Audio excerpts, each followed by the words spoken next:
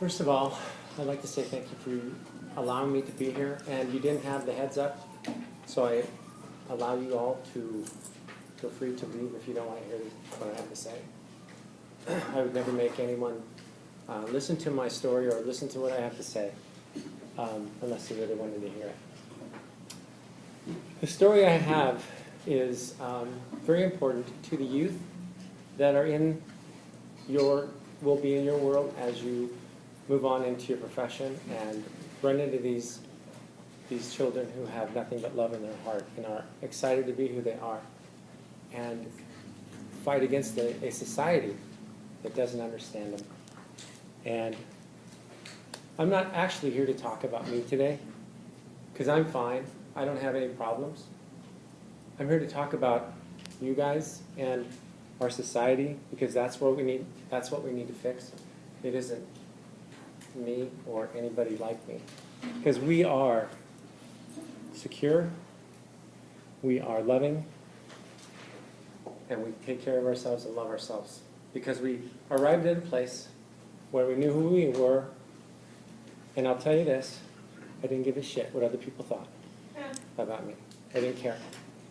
And so I had to be that way or else I wouldn't be standing here right now.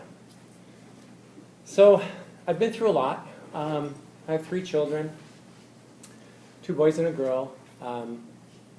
My oldest is 31, just turned 31. To give you an idea of what happens in a person like me in their life, I didn't know to what degree I would be this person. But I always had the rock in my shoe. I had a rock in my shoe ever since I can remember. When I was a little bitty kid, I thought, there's something different about me, I don't know what it is. I like things that little boys like, but I love things that little girls like, for the most part. I mean, I wasn't a Barbie type person at all. But I knew at a very young age, at this young age, that, I don't know, you guys would be, how small of a child would these people be working with?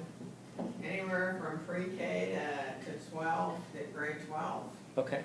So yeah, they're everywhere. We are everywhere. And we may not be obvious to people, but we are everywhere, and we have a struggle. And our struggle isn't with ourselves, it's with everyone around us. So I'd like to speak to that. And I was saying that we go through so much. I was married for 28 years to a person I adored. We were the couple that that everyone, all of our other friends, were jealous of because we showed each other that we loved each other all the time. We didn't fight. We didn't call each other names. We didn't do any of that. We truly loved each other and cared about each other. And at the 28th year, my spouse decided that she couldn't take what this was. She just couldn't take it. She goes, I didn't sign up for this. And you could have put a bullet through my heart at that moment. Because the only thing I did wrong in my relationship was have this happen to me, this transgender piece. And to me, it's like someone, we don't choose this. It gets picked for us. It picks us. And when it picks us, there's not a thing we can do about it other than fight it and fight it and fight it and fight it and fight it, which I did for years and years and years and years. Did not want to let it catch me. Did not want to do it. I said, I can be normal. I can be like everybody else. I can do this thing. I can be married. I wanted to be married. I wanted those children. I wanted all those things. And I had them for a long time, and thank God I did, because I wouldn't trade that for the world. But the moment that my life fell apart as far as my self-community was horrific. No one should have to go through that. Horrific. So my spouse walks out of my life. My son was going to get married. It was 4 years ago. It'll be 4 years this July. I didn't get to go to his wedding. Was not invited.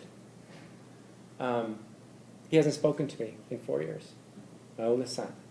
I wiped the kid's butt for how many years? So there is some real tragedy here. What's that about? Here's what I think it's about. I think it's about what other people think. No one's strong in their own self to be, I love that person. I own that I want to be with that person. I don't care what anybody else thinks. And we're not there yet as a society. If I get associated with that transgender person, my friends might leave. That's my oldest son's idea. He's afraid to lose all his friends. He's a very insecure person. Very insecure. Does not love himself. I know that for a fact. Ever since he was a little kid, he was insecure.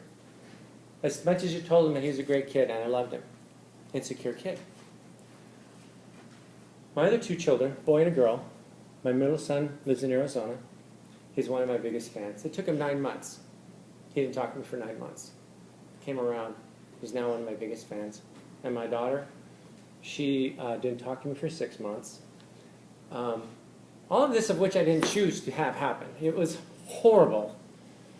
She ended up becoming one of my biggest fans, and now is actually living with me until she saves enough money to get an apartment. But I believe that people are so insecure about being associated with this type of person, they think, that it's some freakish thing. And, you know, we all have our little box that we have our belief system in. And if we were raised in some kind of religion, usually it's because of the religion, that they say, those people don't fit in our box here. They just don't fit. God said. God said. You have a different God than me, but if that's how you think. But God said, those people are an abomination. Not an abomination. I can tell you this right now. I'm going to be in the first row in heaven if it's because of what I've been through. First row. Guaranteed. No problem. So, I want to talk about what everyone around me is dealing with when they deal with transgender people.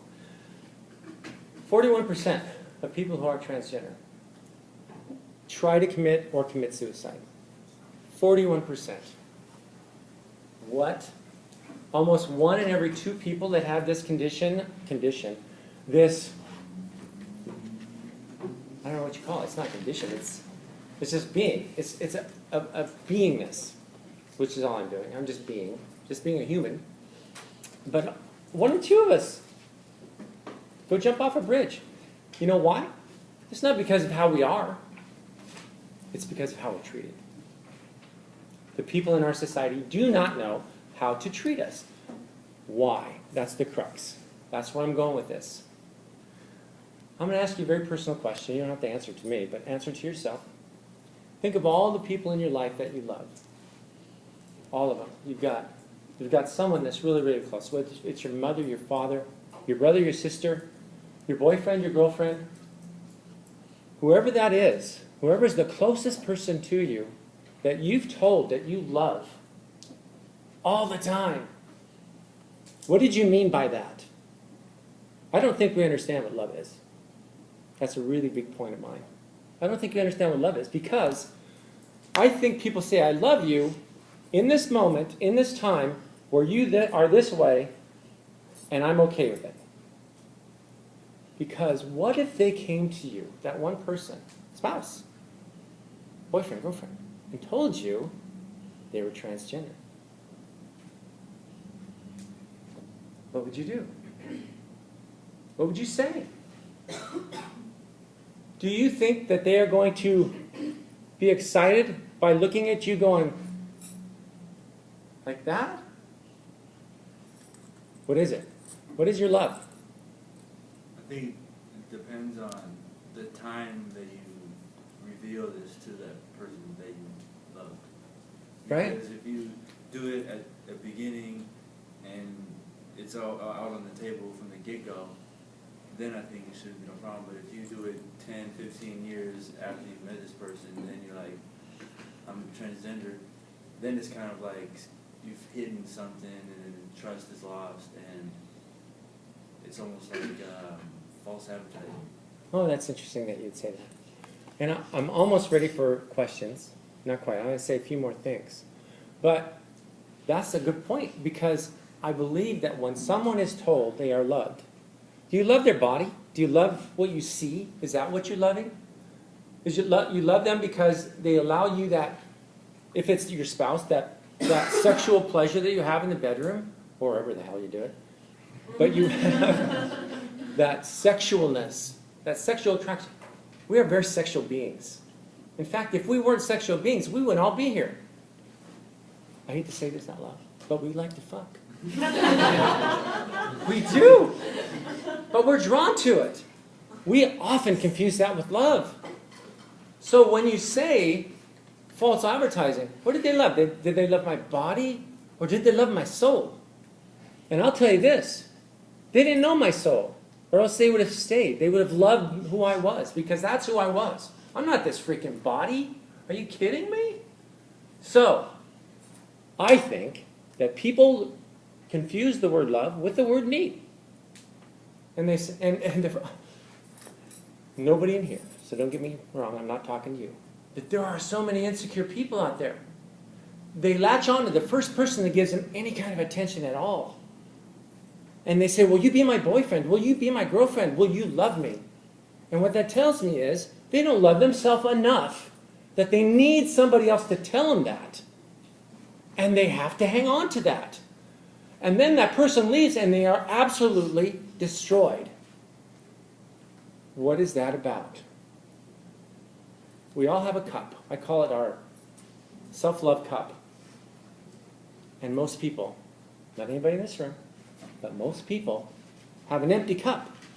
And they're going around to everybody they know, especially the person they would like to hook up with, and say, would you fill my cup? Oh, that feels so good. Can I stay with you? You filled my cup up. I feel great around you. Little did that person know, the person that filled them up, that their cup had a leak in it and was slowly leaking out. I need some more. I need some more from you. You didn't fulfill my need. I need it. You're not going to fulfill my need? Forget it. I'm done with you. See you later. Bye. Probably told them they loved him a few times in there somewhere. I love you for filling my cup. That's not what love is. Love has one definition. One definition only. It's called unconditional. Period. Period. So, do I blame my ex-spouse of not staying with me? I won't say I'm not a little bit upset about it, because why couldn't she see who this person was? All those years. That's what I'm saying. I'm talking to society, because it's a society thing.